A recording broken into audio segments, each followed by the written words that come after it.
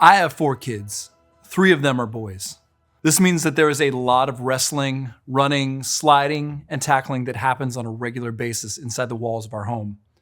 This also means that the walls and floors of my home are tested on a regular basis. Homes are built with the kind of framing and material required to withstand more than just my wrestling sons. When it rains or snows, my family can sleep in a dry home. When the wind picks up and blows against our home, the windows and doors remain secure. And when my 8-year-old's head crashes into the drywall after an attempt to take down my 11-year-old, the worst we have is a bit of drywall patching and a butterfly band-aid on his forehead. After building a strong foundation and creating a floor plan, you must frame and build your family with the kind of material that can withstand the worst weather. So let's talk about what that looks like in a grace-based home. With the inner needs met and the 4 freedoms in place, we get the opportunity to help build the kind of character in our kids that will help them thrive, regardless of what life throws at them. Within the grace-based blueprint, there are 6 different character traits that will help raise kids who could be launched into the world prepared. But before we get to those, it's important to understand why disciplining our kids to develop character matters so much. In the book, The Coddling of the American Mind, Greg Lukianoff and Jonathan Haidt discuss a troubling trend that they find in the current generation of college students. Despite the overwhelming focus on children's well-being and safety in recent years, more and more kids are getting to college with mental health challenges, including anxiety, depression, and even suicidal thoughts. Their thesis is that we are experiencing the consequences of good intentions gone wrong. Mainly, the coddling of children to protect them from a world we deem harmful. One of the central arguments they make as a way of shifting our minds is to prepare the child for the road, not the road for the child. In other words, we serve our children better by preparing them for danger, as opposed to only protecting them from danger. As they look at the unique growth of mental health challenges amongst college-age kids, one of their key findings is that many kids are not emotionally prepared to handle the realities of life. The adults in charge of them spent their energy protecting them from the world, as opposed to preparing them for it, focused on raising safe kids rather than strong ones. In some ways, this is the equivalent of trying to change weather systems to protect your home. The weather is the weather. The road is the road. The world we live in is the world we live in. By doing the work to discipline our kids and build character, we are helping them face a world we can't protect them from. Now, of course, there is always a type of danger that we have to protect our kids from. But I would argue that the list of those dangers is small and gets much smaller as our children get older. And we see this in how God, in His grace, treats His own children. Hebrews 12, 5-6 says, "My son, do not regard lightly the discipline of the Lord, nor be weary when reproved by Him. For the Lord disciplines the ones He loves, and chastises every son whom He receives." In the context, the writer of Hebrews is talking about the gift of righteousness that God is building into His children. If we want to experience the fullness of life that God made us for, we have to build character into their core. And one of the ways we do this is through discipline. As parents, we show grace to our kids by disciplining them towards maturity. There is no grace without discipline. But discipline is not the same as punishment. Punishment is an attempt by us to give some sort of vengeance or get some sort of payback for the wrongs our kids commit. Punishment and grace are incompatible. Jesus took the punishment for our sin upon Himself so that we don't have to take it. If God has taken the punishment for our sins upon Himself, then we need to do everything we can to bear the punishment of our children's sins on their behalf. Discipline, however, is doing the hard work of creating the tension and discomfort that will bring about long-term positive growth in our children. The goal of punishment is payback. The goal of discipline is character. As you later discuss these 6 character qualities and how you can help build them into your children, it's important to take the time to distinguish between tactics that punish versus tactics that discipline.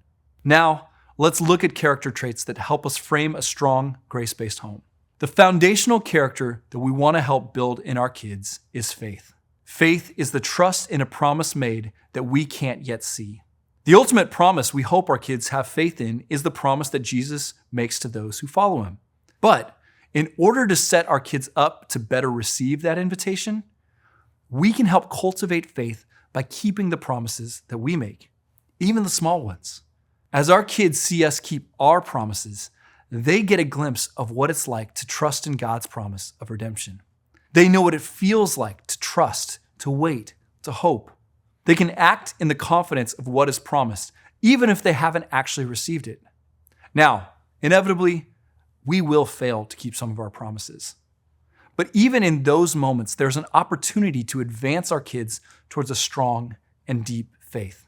When we break a promise, we can take the time to apologize, recognize our own brokenness, and remind them that God is a God who never breaks his promise. The second character trait that will help your children stand up to the world around them is integrity. Integrity is who you are when no one is looking. It is the ability to do the right thing because it's the right thing. One of the best ways to help cultivate this, besides modeling integrity, is to remind them of the good that comes from integrity. In the moment, it might feel easier to lie, cheat, or steal. The immediate gratification of doing something we know is wrong and won't get caught doing is tempting to children. It's tempting to us. But if we want our children to do the right thing, even when it hurts them, or keeps them from something they want, we have to regularly remind them of the bigger rewards that come from a life of integrity. We fight against lust because God made sex to be best enjoyed and explored within a marriage.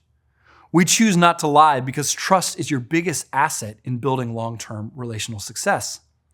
We don't cheat because the reward of learning through failure is always greater than the short gains that produce ignorance. Regularly showing them the rewards of doing the right thing helps cultivate a muscle for integrity. The third character trait we want to develop in our children is poise. I know this character trait well because it was the one that my parents had to help me with the most. Poise is having a keen sense of the appropriate. Yelling on the playground with friends is appropriate. Yelling at the dinner table, not appropriate. Whenever I think of poise, I always think of an old commercial I saw growing up. It starts with a close-up of a kid driving and bobbing his head to the song, "Another One Bites the Dust" by Queen. As it slowly zooms out, you see the kid driving a black hearse at the front of a funeral procession. I don't even remember what the commercial was for. I just remember thinking, that kid needs a lesson in poise. Our children are not born with a developed and defined poise muscle. We need to do everything we can to help train them how to act in a way that is appropriate for the situation. Previewing expectations is a great start. If you are taking the whole family to a restaurant, take the time to explain what is appropriate and what's not. Talk about the great things that might happen if the whole family exhibits poise. And inevitably, when children mess up and act without poise, take the time to specifically name what was inappropriate and what they could have done differently in the situation. Poise is something that doesn't come naturally to our children, so it is up to us to help them develop it. The fourth character trait we want to build into our kids is discipline. In order for our children to successfully launch into the real world, they're definitely going to need this. Discipline is forgoing the immediate to guarantee the ultimate. It is teaching them how to say no now so they can say yes to something later. In a world with unprecedented immediacy due to technology, this is getting harder and harder to build into children. We don't have to wait to see movies or shows. We can stream them instantly. We don't have to plan out a trip to the store or wait 2 weeks for something to ship. We can order it for same-day delivery with a simple push of a button. The world is at our kids' fingertips, but that doesn't mean it's good for them. God doesn't give his children everything they want right away. He knows that learning to deny ourselves and wait is an essential part of maturing into wisdom. In the same way, we have to create boundaries that force our kids to say no and wait for the sake of the better thing that happens later. We can do this by setting parameters, like limiting screen time or making a child wait 24 hours before purchasing anything online. We can also do this by getting them involved in activities that require discipline to enjoy, like sports or learning an instrument. Building discipline into our children is giving them the ability to stand up to the debilitating world of immediacy that they live in. Similar to discipline, We want to develop the fifth character trait of endurance to help our children stay strong in the face of inevitable adversities. Endurance is the ability to keep going when everything is telling you to give up. It is a natural desire to want to quit when things are hard. But if we always quit when things are hard, we will never get to experience something great. One of the ways I've seen this in my own family is through learning to play the piano. Growing up, I had to take piano from kindergarten through the 6th grade. If I wanted to stop after that, I could, but not before that. And let me tell you, I wanted to stop way before the 6th grade, multiple times. I hated having to sit at the piano and practice while my friends were outside riding their bikes. I hated the time it took to drive to my piano teacher's house and sit quietly in her living room while my siblings had their lessons. I hated everything about the piano until I didn't. One day, a few years into lessons, I found myself looking forward to playing piano. I enjoyed learning new music and testing my boundaries. Finally, this thing that I couldn't stand became this thing that I couldn't live without. When 6th grade came around, I decided to continue. I learned other instruments too and started writing music. I grew up to play music professionally for years, and it is one of the greatest sources of joy I have in my life. But I never would have experienced it if I didn't learn to endure through the desire to quit. As a dad, I am inflicting this same torture on my own kids and smiling as I watch them want to quit. I remind them that all good things are hard and take time. The other day, I was sitting down in my living room when I heard my oldest, who is aged out of the required piano lessons, sit down to work through a new song he wanted to play. He now shifts from piano to drums, to bass, to trombone and tuba as he delights in this gift of music. By requiring our kids to endure things that are hard, we are setting them up for greater joy in the long run. The final character trait that helps build a grace-based home is courage. Courage is doing the right thing even when you're scared. And the world is a scary and dangerous place. As Greg Lukianoff and Jonathan Haidt point out, there are good intentions in trying to change the dangerous road to protect our kids. The problem is that we can't change the dangerous road. Life is hard. Our kids will have to face difficult people, harsh bosses, strong peer pressure, and their own inner demons as they step into the world. Courage is not a denial of fear. It is choosing to do the right thing in spite of the fear. If we want our children to grow up courageous, then we need to put them in situations of controlled risk early on. Have them face their fears in a low-stakes environment so they know they have what it takes to be courageous. There are a lot of ways to do this. But one of the ways we do this with our own children is by going on adventures that require courage. Every winter, we go skiing and snowboarding. During the summer, we learn to surf, we hike and go rock climbing. And all the while, we remind them that doing the right thing is still the right thing when you're scared. In order to frame out the grace-based home with strong material, we have to build faith, integrity, poise, discipline, endurance, and courage into our children. This is not easy and takes intentional thought and effort, but it is so worth it. We want to prepare the child for the road ahead and set them up to not only face the challenges of life, but also enjoy the best of what God has in store for their life. In all of these, the absolute best way to build character into our children's lives is to live out these character traits in front of them.